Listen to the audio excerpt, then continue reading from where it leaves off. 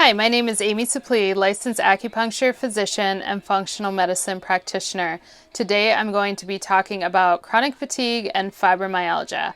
I'm going to explain in depth how these two illnesses work inside the body, what systems are affected, and what you can do to not only prevent it, but reverse it. Okay, so here we have a picture of a little guy. We're talking about chronic fatigue and fibromyalgia. So I want to talk about the HPA axis. That's the first thing. So inside the brain, you have the hypothalamus.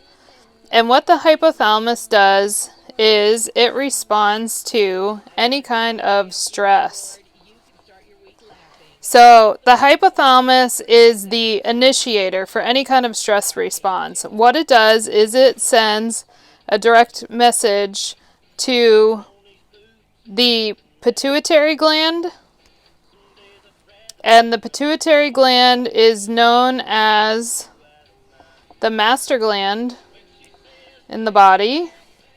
And that's because it produces so many different hormones. So you have FSH, which is the precursor to estrogen. You have LH, the precursor for progesterone. You have MSH, the melanocyte stimulating hormone. It produces oxytocin. And it also produces ACTH, which makes the adrenal glands fire. So this is your basic HPA axis. So you have hypothalamus, the pituitary is also in the brain, and then you have, these are your kidneys here, so I'm going to put a K, but on top of the kidneys, the adrenals sit right here. So HPA, hypothalamus, pituitary, adrenals. The reason why this is important is this is your fight or flight response. Your body is supposed to go into a fight or flight response only when there is an enemy or some kind of major stressor. However, in today's society, because we have so many different stressors, that can be basically anything. So I tell people it's any kind of trauma. So if something happens to the body on a traumatic level, drama. So it can be stress, job loss, divorce, relationship issues. And then we also have nutrient issues. So you could have a nutrient deficiency, a chemical that goes into the body. It can also be pathogens. So pathogens such as viruses, bacteria, fungi, those can all disrupt the fight or flight response in the body. So what happens on this level is, if we look at this system, the kidneys and adrenals, I call this your savings account. Because basically you're not supposed to be tapping into this system very often. It's very similar to your savings account at your bank. You want to only use this for an emergency. The reason why is this. If we look at a blow up of your adrenal glands, they contain a certain amount of cortisol. And if we keep tapping into that cortisol over time, the cortisol gets low. So this is equivalent to having $10,000 in your bank account and then only having $100. So what happens when your cortisol gets low in your adrenal glands, your body starts to freak out and it has a major stress response. So think about if you needed to go spend $50 at the grocery store. If you had $10,000 in your bank account and you spent $50, it wouldn't be a big deal. But if you only had $100 in your bank account and you spent $50, it would be a huge deal. So what happens when you are low in cortisol, your body will have a small stressor and it will have a big response. So I equate this to someone dropping a pencil on the floor and you jump out of your chair. You're not supposed to have such a big response to such a small stressor. So going back up to our little diagram here, if this is the savings account, the checking account is your digestive system. So here we have your checking account. So on a normal day, food is supposed to go into your mouth, go through your system, you assimilate the nutrients, you excrete the waste, and everything is great. And you don't have to tap into this savings account. But if your digestive system is not working properly, your body is automatically going to tap into that savings account, the cortisol that's in the adrenal glands, because it knows that that is a sure shot account where it can get energy. So when you look at cortisol, cortisol is actually pure sugar. And sugar turns into energy in the body. So when the body is creating cortisol, it's getting sugar, it's getting the energy that it needs. And what happens is when you keep tapping into this system without having proper nutrition, or say your digestion is not working properly and you're not assimilating your nutrients, your body is going to keep tapping into this account, and it will cycle over and over and over until you are in a constant stress response. And that is what you don't want to happen. So I always tell people the first thing that we need to work on is digestion. If your digestion is not working properly, then you are constantly going to be putting your body in a stressed out state, and it is going to be depleting your adrenals over time and wreaking havoc on your overall systems. So that is first and foremost. Next, what happens is when your body is completely stressed out, it needs a lot of minerals. Because all of your organs, your kidneys, your lungs, your heart, they all function on minerals.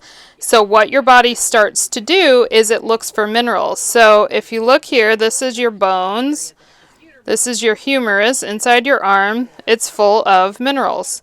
The other area that has minerals is your muscles. Here's your bicep, here's your tricep. These have minerals. So the body starts to pull minerals from places that it can, because its main priority is to keep your heart pumping. Your heart right here, your lungs right here, your kidneys functioning. So it pulls out minerals first from the muscles, and what this causes is pain. So anywhere you have muscles all over your body, you have spots of pain. That is fibromyalgia. And then, when it needs more minerals, it goes to the next mineral source, which are your bones. And it starts to pull those minerals out, and that is osteoporosis. So that is when the bone matrix becomes thin, there are less minerals in your bones, and they become brittle, and they are more prone to break. So all of this starts with stress in that hypothalamus. So what is the important thing? First off, to keep stress down. Okay, so one of the other things that happens when your body is in this stressed out state and it is constantly producing cortisol and making too much sugar, sugar feeds what? Everything bad. So sugar feeds fungus. And fungus is candida that can live inside the digestive system. So it can live in the stomach. It can also live in the large intestine. Fungus, specifically candida, looks like a little tooth. So let's draw a tooth here. And it has these roots. And what happens is it can root into the large intestine. This is what the large intestine looks like, this big organ.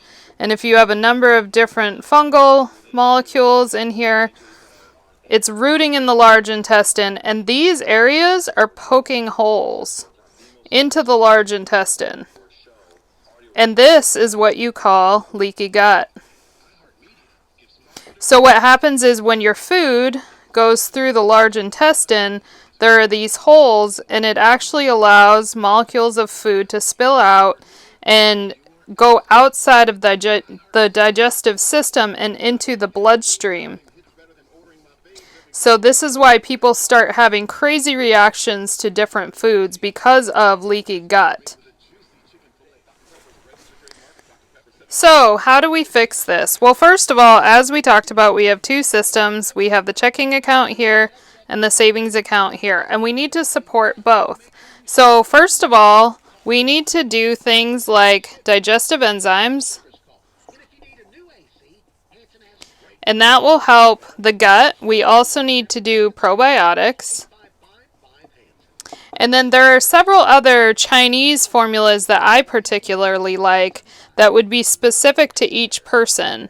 But there are Chinese herbal formulas that will help with things like gas, pain, bloating, acid reflux, diarrhea, constipation, or alternating stools. So that is something I can link in my bio, or you can always reach out to me for more information about that. But at the same time, we also need to support the savings account. So I like to use an adrenal formula. And one of my favorite formulas is standard process Drenamin.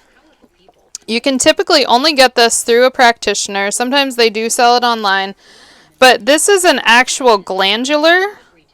So what it does is it's a gland of a pig or a cow that has cortisol in it. So it's a natural form of an adrenal gland. And it's very, very effective. The other thing that I like to use, since we discussed how the body starts to take the minerals out of the muscles and out of the bones, is to take a mineral supplement. And that will help to rebuild those minerals in the systems that are needed. So in order to fix this, digestive enzymes, probiotics, Chinese herbs, which need to be prescribed by a practitioner, the adrenal formula, minerals, and then lastly, in Chinese medicine, we are taught to eat warm, cooked food. So when I say warm cooked food, I mean think of Chinese food. It's meat cooked and it's vegetables cooked, and they oftentimes use rice. I would be careful with the rice. If you're going to use rice, use brown rice or some kind of healthy carb versus just doing white rice. But the reason is, if your digestive system is not working properly and there is some kind of deficiency and it has slowed down and you're not processing your nutrients, the last thing you want to do is to eat a raw salad. I equate this to when you are sick with the flu, the last thing that you would put in your body is something raw. You likely will go to chicken noodle soup, hot teas, anything that's hot and warming.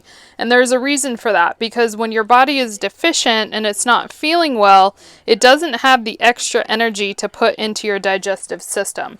So by eating warm cooked foods, and you can try this if you're having a digestive issue, if you're having chronic fatigue problems, fibromyalgia issues, eat warm cooked foods for the next week or two and see how things change. That in itself will help, because your body is not having to exert that extra energy to break things down.